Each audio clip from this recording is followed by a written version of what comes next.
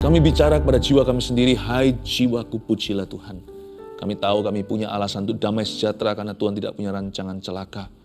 Terima kasih Tuhan, hari depan pun telah Kau jamin, penuh harapan. Entah bagaimana, ya Tuhan kami tidak tahu persisnya nanti terjadinya seperti apa. Tapi kami tahu persis Allah mana, ya Tuhan Yesus seperti Allah kami. Kami tahu persis siapa yang kami percayai. Kepadamu Tuhan kami percaya. Sampaikan sabdamu Tuhan, bangunkan, bangkitkan mereka yang patah semangat. Keluarga Saat Teduh Kau sangat cinta. Sembuhkan yang sakit dan juga yang patah hati ya Tuhan. Sembunyikan hamba di balik salib-Mu. Hamba-Mu menyampaikan firman sederhana menjadi kepanjangan bibir lidah Tuhan. Dalam nama Yesus. Amin. Puji Tuhan. Saya ingin melanjutkan apa yang saya bagikan Saat Teduh bersama minggu yang lalu. Kita harus pilih kehidupan. Jangan bunuh diri. Bunuh diri gak harus mati. Kita juga bisa membunuh karakter kita sendiri. Kita juga bisa kecewa. We can speak down. Kita juga bisa talk down about ourselves. Atau kita bisa bicaranya itu bukan merendahkan hati, tapi menjatuhkan semangat sendiri. Don't do that, jangan lakukan itu. Ada Tuhan, belum game over. Selalu ada hari depan, ya. Karena itu saya mau memberikan suatu pengajaran yang aplikatif. Saya kasih judul aplikasi hari depan yang penuh harapan. Sebenarnya gimana sih wujudnya hari depan penuh pengharapan itu? Bagaimana sepatutnya saya berpikir tentang hal itu kalau saya tidak melihat secercah harapan atau tidak melihat terang di ujung jalan. Mari kita baca dulu satu ayat. Sebagaimana minggu lalu juga hanya satu ayat saja, sekarang satu ayat mas kita. Yeremia 29 ayat 11. Sebab aku ini mengetahui rancangan-rancangan apa yang ada padaku mengenai kamu. Demikianlah firman Tuhan, yaitu rancangan damai sejahtera dan bukan rancangan kecelakaan. Untuk memberikan kepadamu hari depan yang penuh harapan. Saya ulang lagi ya, karena cuma satu ayat kita baca kedua kali. Sebab aku ini, kata Tuhan, mengetahui rancangan-rancangan apa yang ada padaku mengenai kamu. Demikianlah firman Tuhan, yaitu rancangan damai sejahtera dan bukan rancangan kecelakaan. Untuk memberikan kepadamu hari depan yang penuh harapan. Gak apa-apa, kita baca berulang-ulang sampai merema. Saya baca sekali lagi tapi saya akan putus di beberapa kata untuk menjelaskan artinya. Sebab aku ini mengetahui rancangan-rancangan apa yang ada padaku. Kita boleh saja kurang setia, tapi Allah kita super setia. Kita boleh lemah, dia kuat. Kita cacat celah, dia sempurna. Bagian dari perjanjian ini yang sungguh-sungguh kokoh itu adalah dari sisi Tuhan. Kalau kita percaya diri saja, sekali-kali kita juga pasti akan jatuh.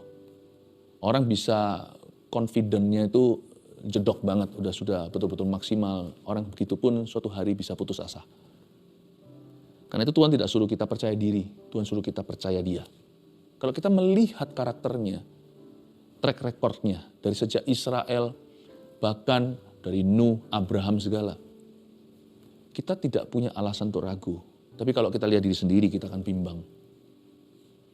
Karena itu iman bukanlah beralasan, bukan berlandas pada kekuatan kita, bukan pada kesempurnaan kita, bukan pada kebenaran kita.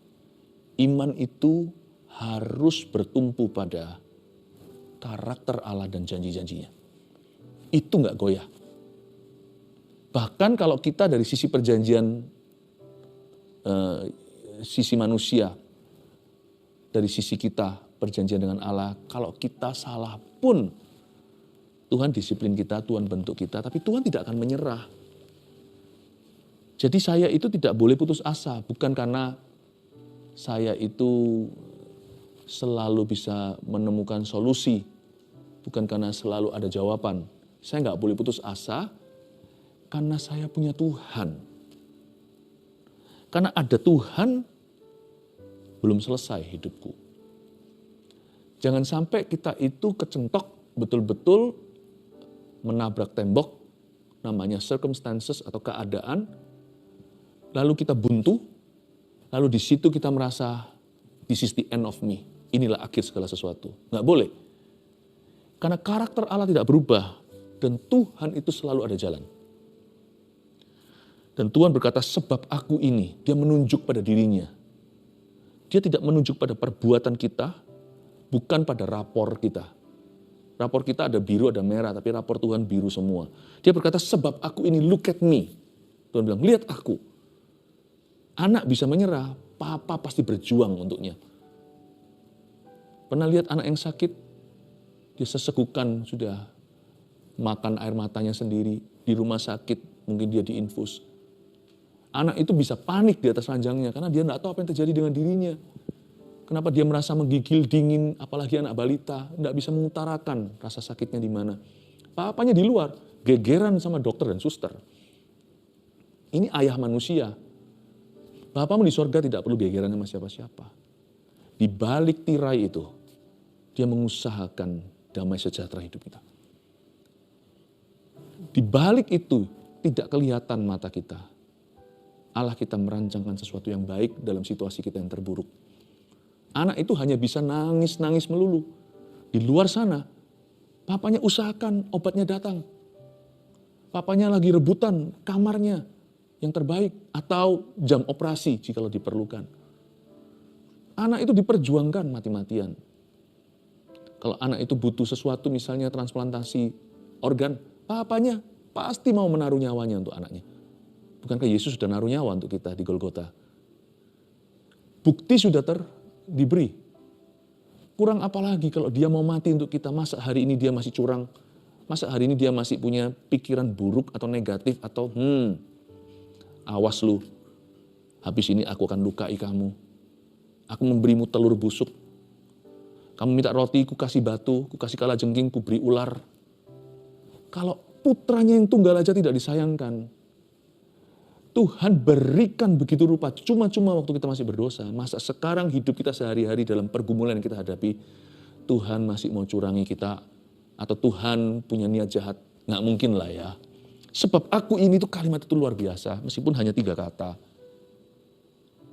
Tuhan berkata, look at me. Do you think I will do that to you? Masa aku akan lakukan itu kepadamu?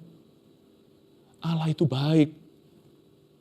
Tapi masalahnya manusia itu cepat pahit sih. Kondisinya nggak enak sedikit, salahkan Tuhannya. Lalu gimana waktu dalam kepanikannya dia menghujat. Makanya itu ada pengajaran. Supaya jangan sampai kita terjebak setan. Atau kita terperangkap dengan perasaan. Perasaan kita itu bisa salah. Harus kembali lihat firman-firman itu pelita. Bukan hanya pelita harapan. Firman itu pelita bagi kaki, terang bagi jalan. Jadi kalau kita lagi buntu, lihat firman. Jangan tanya perasaanmu. Jangan interview dirimu. Sebab aku ini. Lalu Tuhan berkata, aku ini mengetahui rancangan apa yang ada padaku. Mungkin kita belum tahu rancangan Tuhan. Don't worry, be happy, jangan khawatir, berbahagialah. Sekalipun kita belum mengerti, Tuhan dari sisinya, dia tahu rancangan apa yang dia mau lakukan di hidupmu melalui situasimu yang paling kelabu. Sebab aku ini tahu. Saya suka mengikuti orang yang tahu lah. Bayangkan kalau misalnya saya naik taksi lalu habis itu, Pak mau ke sini, lalu bapaknya muter-muter, saya tanya loh, saya juga nggak tahu. Waduh, yang nyupirin mobilnya kendaraan itu orang yang juga sama-sama nyasar, orang buta tuntun orang buta. Saya suka mengikuti pemimpin yang tahu apa yang dia lakukan. Baik itu gereja, perusahaan, dan juga aman lah, damai sejahtera lah, anak-anak putra-putri yang mengikuti papa mama yang tahu apa yang mereka kejar di hidup ini. Mengikuti orang tua yang nggak maha tahu sekalipun, tapi kalau mereka tahu mereka mau kemana, itu anak-anaknya diberkati. Gereja juga sama kalau gembalanya tahu visinya apa. Perusahaan juga sama kan, ini perusahaan dagangnya apa mereknya, kelebihannya apa, pasarnya di mana. Kalau dagangannya cuman kasih label lumayan, semua ada, nggak tahu nih, nggak jelas ini perusahaan ini jualan apa. Jangan kerja di sana lah menurut saya. Bentar lagi pasti jatuh. Sebab aku ini mengetahui, kata Tuhan. Tuhan pegang kendali. He's always in control. Masalahnya kita itu curiga soalnya. Manusia itu cenderung curiga. Dosa pertama manusia itu bukan ambil buah, bukan mencuri. Berzina apalagi, belum ada. Hanya ada Adam dan Hawa. Dosa manusia yang pertama tahu nggak apa? Curiga sama Tuhan. Bukankah setan hasut si Hawa? Katanya Kalau kamu makan ini, kamu akan mati. Enggak lah, kamu akan tahu segala sesuatu. Tuhan simpan sesuatu lah. Tuhan tuh tidak mau memberitahu apa yang dia tahu. Dia tidak pernah cerita sama kamu, Hawa. Dia simpan rahasia terbaiknya. Kalau kamu makan ini, kamu akan tahu segala sesuatu. Pohon pengetahuan kan? Kamu akan tahu segala sesuatu seperti Tuhan. Dosa manusia itu selalu mahirnya di sini. Kita ini sudah bibit bobot bebetnya itu taruh rasa curiga pada yang Maha Kuasa. Curiganya nggak baik sih. Kenapa Tuhan izinkan? Atau kalau terjadi sesuatu, kenapa Tuhan belum tolong? Kenapa belum terjadi mujizat? Tuhan pasti punya maksud buruk. Atau Tuhan pelit sama aku, Tuhan jual mahal. Aduh, Tuhan dituduh-tuduh. Gimana kita bisa menang atas situasi kalau Tuhan hanyalah terima tuduhan? Yang menggerakkan Tuhan itu iman, bukan tuduhan soalnya. Sebab aku ini mengetahui rancangan apa yang ada pada aku mengenai kamu. Indah bukan? Aku tahu, kata Tuhan. Cuman hanya kalau diberitahu sekarang kita belum ready. Buktinya kita panik, misalnya anak balita tadi, wah mau diinfus aja perlu dipegang banyak suster. Ya. Lalu habis itu mungkin pakai kayu itu supaya dia nggak cabut-cabut. Mana mungkin papanya cerita situasi sesungguhnya. Anak itu belum mengerti, dia masih balita, masih usia 5 tahun ke bawah. Kalau Tuhan cerita sama kita semua segala sesuatu hari ini, kita bisa mati berdiri. Bisa meletus nih otak kita, nggak bisa terima semua yang mungkin terjadi. Bahkan hal-hal baik yang Tuhan simpan pun kalau sekarang diberitahukan, kita bisa salah hati loh. Bisa salah motivasi. Nggak perlulah kita tuntut Tuhan beritahu segala sesuatu. Tapi yang pasti Tuhan tiap hari akan memberi kita wahyu yang baru. Makanya kan, pelita itu, firman itu pelita bagi kaki kan. Terang bagi jalan kan. Dia bukan seluruh map atau seluruh petanya diberitahukan. Jalan dengan Tuhan tiap hari. Jalan sertanya dalam duka dan suka. Jalan dengan Yesus. Sebab aku ini mengetahui rancangan apa yang ada pada aku mengenai kamu. Demikianlah firman Tuhan, yaitu dibagi 3 sub di sini. Rancangan damai sejahtera. Yang pasti ya, jenis rancangan yang Allah berikan. Persisnya apa kita nggak tahu, tapi jenisnya kita tahu. Selalu rancangan yang peaceful dalam hidupmu. Bukan berarti tanpa masalah loh. Anda jangan kaget kalau ada orang yang punya masalah tapi bisa damai sejahtera, tapi ada orang yang nggak punya masalah, cari masalah. Nggak pernah damai hidupnya. Rancangan damai sejahtera itu mungkin melibatkan beberapa permasalahan yang Tuhan izinkan, tetapi itu bukan untuk menjatuhkan kita, membuat kita semakin bergantung pada Tuhan. Yaitu rancangan damai sejahtera dan bukan rancangan kecelakaan. Ayo hapus semua rasa curiga itu, dosa Adam dan Hawa, dosa awal manusia, Anda dan saya, itu harus lempar keluar dari pintu hatimu. Bukan rancangan kecelakaan, titik bukan koma. Udah jangan ditawar. Tuhan itu nggak ada pertukaran bayangan. In other words, dengan kata lain, di dalam Tuhan nggak ada kegelapan sama sekali. Manusia yang paling saleh, yang paling baik di dunia ini, masih ada titik-titik gelap. Misalnya orang yang sabar, gitu. Kalau iya, iya. Baik sabar. Tapi ada titik tertentu kalau dia disentil, wah dia bisa ganas. Manusia itu sebaik-baik mereka, tetap jahat di mata Allah. Allah kita satu-satunya yang nggak ada kejahatan sama sekali itu Tuhan. Kita ini bisa jadi baik, itu karena kita disalibkan.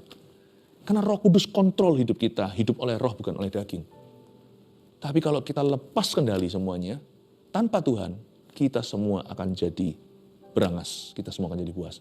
Tuhan, tanpa kita, tanpa malaikatnya, tanpa ciptaannya, tanpa siapa-siapa, dia tetap sama dahulu, sekarang, selama-lamanya.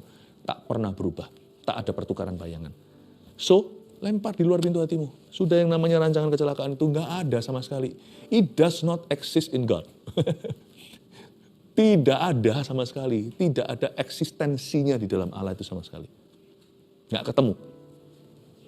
Kalau Anda pergi ke laut mati, ya ini ilustrasi, nggak usahlah boro-boro coba selam. Bahaya tuh. Nanti bisa ketelan air garamnya. Bisa mati. Nggak usah cari di bawahnya ada tanaman nggak, makhluk hidup. Nggak ada itu. Terlalu tinggi mineralnya. Terlalu asin. Anda tidak perlu bukti di bawahnya nggak ada makhluk hidup sama sekali. Nggak ada. Anda selidiki Tuhan, nyelam masuk hatinya yang paling dalam, Anda tidak akan menemukan setitik kejahatan. Dosa itu tidak ada. Makanya itu orang yang berkata, Tuhan mencobai aku, itu orang nggak tahu apa yang dia katakan. Yakobus berkata, jangan kau sesat. Allah tidak mencobai siapa-siapa dan dia tidak dicobai oleh apa-apa. Tapi seorang itu dicobai oleh keinginannya sendiri. Waktu dia diseret oleh keinginannya, dia berbuat sesuatu, lahirlah dosa dan dosa itu matang menjadi maut. Ya kan? Selain itu juga Kalau kalau pencobaan jangan pernah tuduhkan Tuhan, tapi kalau yang baik jangan lupa Tuhan. Jangan sesat sebab semua yang baik dan sempurna datangnya dari atas, dari tahta Bapa. Bukan rancangan kecelakaan. Untuk apa? Untuk memberikan kepadamu. Untuk itu kan berarti tujuan. Untuk memberikan kepadamu. Tuhan itu kepingin sekali kasih kita. Lebih ingin memberikan pada kita daripada kita ingin menerimanya. Untuk memberikan kepadamu. Untuk itu kan demi. Demi memberi kepadamu. Aku mati itu kan demi kamu. Untuk memberikan kepadamu bukan hari depan yang mulus tanpa masalah, bukan hari depan yang tidak ada pencobaan. Yesus sendiri memperingatkan murid-muridnya, kuatkan hatimu, di dunia ini kamu akan mengalami pencobaan. Tapi kuatkanlah jiwamu, sebab aku telah mengalahkan dunia. Tuhan sendiri sudah ngomong terang-terangan di depan. Tuhan itu bukan PHP, pemberi harapan palsu. Dia memberi harapan kita itu asli, dan dia terus terang beritahu, harapan itu diberikan bukanlah tanpa tantangan. Tapi Tuhan berkata, aku itu ingin memberi kepadamu hari depan yang penuh harapan. Biasanya saya kasih 3 poin sebagai summary atau sebagai konklusi, tapi sekarang coba kita telusuri 1, 2, 3 ini, saya diantaranya akan ngomong sesuatu, tambahkan sesuatu. Aplikasi hari depan yang penuh harapan, nomor 1 tulis dulu, hanya satu jalan, yaitu maju ke depan dengan Tuhan. Nah ini aplikasinya. Apapun masalah yang kau hadapi, rintangan yang kau temukan, apapun juga yang Anda alami, ingat ya, kita orang Kristen, anak-anak Tuhan, hanya punya satu jalan. Mundur itu bukan jalan Tuhan, jatuh juga bukan. Lari apalagi. Hanya ada satu jalan, itu aplikasi hari depan. Kata hari depan itu kan maju ke depan. Nah, ada yang namanya hari depan penuh harapan itu longing for yesterday once more, seperti lagu mengenang masa lalu. No, ingatlah kenangan indah nggak apa-apa. Tapi jangan hidup di masa lalumu. Aplikasi hari depan yang penuh harapan itu berarti hanya satu jalan, yaitu maju ke depan dengan Tuhan. Apapun yang terjadi, maju terus dalam Tuhan. Dosanya jangan maju lagi. Udah sampai sini. Sekian, terima kasih. Jangan diulangi lagi. Go and sin no more, kata Yesus kepada wanita berzina yang tertangkap basah. Pergilah dan jangan berbuat dosa lagi. Berhenti. Tahu bertobat. Proyek-proyek yang salah, dari motivasi yang salah, dan kerjasama dengan orang yang salah. Kalau kita belajar dari kesalahan kita, itu biaya kuliah. Udah jangan diteruskan. Jangan seperti orang judi gitu loh, udah terlanjur nyemplung sekalian. Jangan. Kalau masih bisa hengkang apa yang bisa kau selamatkan. Udah gak usah sesali kerugian. Tapi kalau kebenaran, apa yang diajarkan kebenaran? Dari hal yang simpel seperti bersyukur, mengampuni, sampai yang lebih kompleks seperti mentaati tuntunan Tuhan yang baru hari ini. Atau kita disuruh melakukan sesuatu bukan yang sederhana saja, tetapi dalam perkara-perkara lebih besar, sesuai dengan instruksi-instruksi firman setiap hari saat teduh kita terima. Ingatlah, suka nggak suka, kepingin nggak kepingin pergi ke office, ke kantor. Rasanya ingin nggak ingin pergi ke gereja ibadah, karena kita tahu beribadah itu adalah kehendak Allah. Beribadahlah, jangan bolos di rumah, pergilah ke kantor. Jangan Anda untung kerja. Sebab hanya ada satu jalan yang termasuk di dalam klosal hari depan yang penuh harapan. Dan satu jalan itu ke depan dengan Tuhan. Pernikahan goncang karena 1-2 hal ketidakcocokan. Hanya ada satu jalan, bukan perceraian. Perbaiki hubungan. Doa. Berkorban, saling berkorban. Jangan tunggu-tungguan. Siapa dulu yang sadar? Dia yang berkorban dulu. Saling ngalah. Cari jalan tengah. Temukan win-win solusi. Mana solusi yang saling bisa memenangkan dua pihak. Membuatnya menjadi semakin kompak. Hanya ada satu jalan. Kerjakan keselamatanmu. Pernikahanmu. Hubungan yang benar. Pelayananmu. Berjuang lagi pekerjaan. Pernah gagal bisnisnya. Mana ada sih orang yang gagal bisnisnya, lalu habis itu nggak mau berusaha lagi untuk cari nafkah? Nggak ada. Kenapa ada orang yang pernah dikecewakan oleh gereja, nggak mau ke gereja lagi? Hanya ada satu jalan. Giving up bukanlah jalannya. Menyerah itu bukan jalan Tuhan. Mundur, lari, ke belakang bukan jalan Tuhan. Hanya ada satu jalan, yaitu ke depan dengan Tuhan. Tidak heran Yesus berkata begini kan, akulah jalan, kebenaran dan hidup. Tidak ada seorang pun dapat datang pada Bapa kecuali melalui aku. Dalam Yesus itu bukan berarti dia memberi kita jalan. Bukan hanya Tuhan itu kasih kita jalan. Tuhan itulah jalan.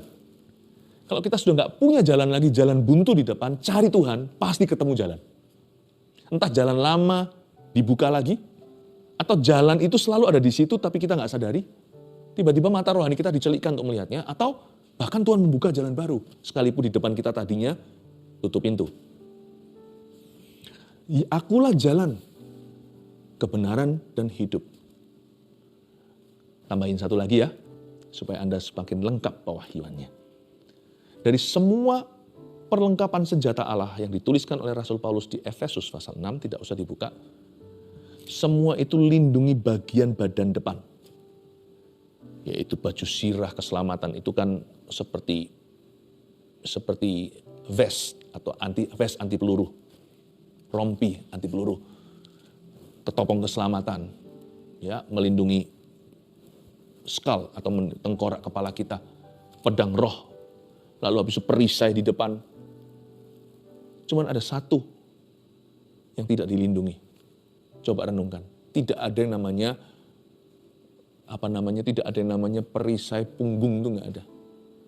Yang namanya punggung kita, geger kita punggung ini nggak dilindungi kalau kita berbalik kena panah. Sebab tidak ada perlengkapan senjata Allah yang dirancang untuk melindungi punggung kita.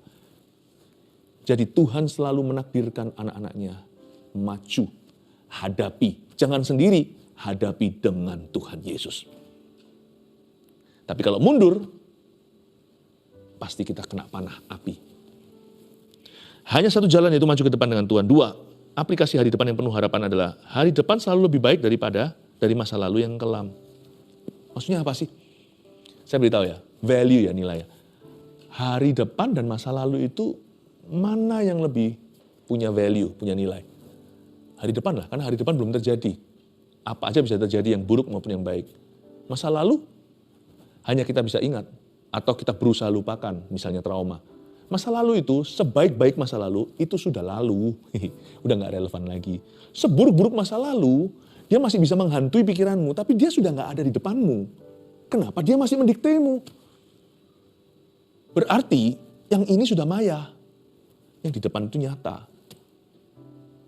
Karena itu hari depan selalu lebih baik dari masa lalu. Jangan kita mengenang masa lalu, oh dulu kok enak ya, sekarang kok susah ya. Seenak-enak dulu kan sudah lalu. Udah gak relevan dalam hidupmu. Susah depan hadapi aja. Supaya kita bisa senang lagi. Tapi yang susah di belakang, aduh trauma aku. Ya sudah. Dia sudah tidak bisa membunuhmu. Buktinya Anda masih bisa survive hari ini. Ya udah, kenapa kita masih takuti? Aku takut supaya kalau itu terjadi lagi. Dulu gak takut aja terjadi kok. Paham maksud saya? Dulu kita gak pernah worry aja terjadi. Siapa tahu sekarang kita worry, gak terjadi. Kenapa kita tidak curiga yang indah? Jangan-jangan Tuhan punya rencana indah. Dulu satu episode, gak apa-apa, aku belajar sesuatu. Aku percaya ke depan ini penuh harapan. Hari depan itu selalu lebih baik kok dari masa lalu.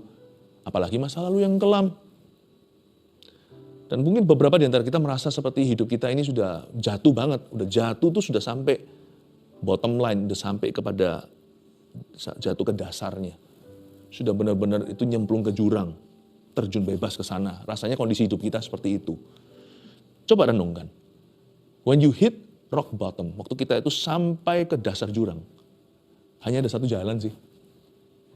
Kabar baiknya, orang bisa jatuh paling terpuruk dan paling bawah. Semakin bawah, semakin terpuruk keadaanmu. Hari ini atau dulu, good news, kabar baik. Hanya ada satu jalan, yaitu naik lagi. Kan Anda, mungkin kita sudah berkata, nggak bisa lebih bawah lagi, nggak bisa lebih parah lagi. Ini aku sudah paling terpuruk nih. Udah jatuh, ditimpa tangga lagi. Bagus, buktinya Anda masih hidup, berarti Anda masih kuat. Meskipun Anda tidak merasa kuat, itu kalau bukan kekuatan Allah, Anda tidak survive hari ini. Kalau Anda merasa sudah berada di titik paling bawah, bagus sekali. Nggak ada lebih bawah dari itu lagi. Berarti hanya ada satu jalan, naik lagi. Saya senang sekali kalau kondisi saya sudah begitu rasanya sudah hancur dan nggak kuat apa-apa lagi. Saya lalu memberikan saran kepada Tuhan. Hanya ada satu Tuhan yang sisa untuk dilakukan. Angkat aku. So aku nggak bisa turun lebih bawah lagi. Udah nggak bisa lebih parah dari ini. Dihina, ditinggalkan, difitnah. Lalu habis itu disalahi orang, diperlakukan tidak adil. Ya Tuhan, aku nggak marah. Tapi hanya ada satu saja sisanya yang masih bisa kau dan aku lakukan. Bangkitkan aku Tuhan. Pakai aku secara luar biasa. Karena tidak bisa lebih bawah dari ini. Nggak bisa lebih parah. Angkat saya. Anda akan lihat Tuhan memberimu hari depan penuh harapan. 3. Aplikasi hari depan yang penuh harapan. Ini kenapa hari depan itu sangat exciting, sangat bergairah. Kita harus menyongsongnya karena kita masih akan bertemu kesempatan dan orang-orang baru. Ini membuat hopeful. Hati itu penuh dengan imajinasi karena ke depan aku masih ketemu kesempatan baru. Belum game over hari ini. Dan di depan nanti masih ada orang-orang baru yang Tuhan akan mempertemukan. Saya mengantisipasinya. Itu di sini keluar kata ekspektasi. Iman itu ekspektasi sesuatu. Tuhan, aku tidak tahu. Tapi aku percaya masih ada kesempatan di depan. Entah kesempatan baru atau kesempatan kedua kau berikan. Akan ada orang-orang baru atau orang-orang lama yang kau perbarui. Situasiku tidak akan sama. Aku mengharapkan yang terbaik. Ku tahu rencanamu indah bagiku. Sekalipun aku belum mengerti hari ini. Aplikasi hari depan yang penuh harapan. Nomor 1. Kita review. Hanya satu jalan, yaitu maju ke depan dengan Tuhan. 2. Hari depan selalu lebih baik dari masa lalu yang kelam. 3. Kita akan bertemu kesempatan dan orang-orang baru. God bless you.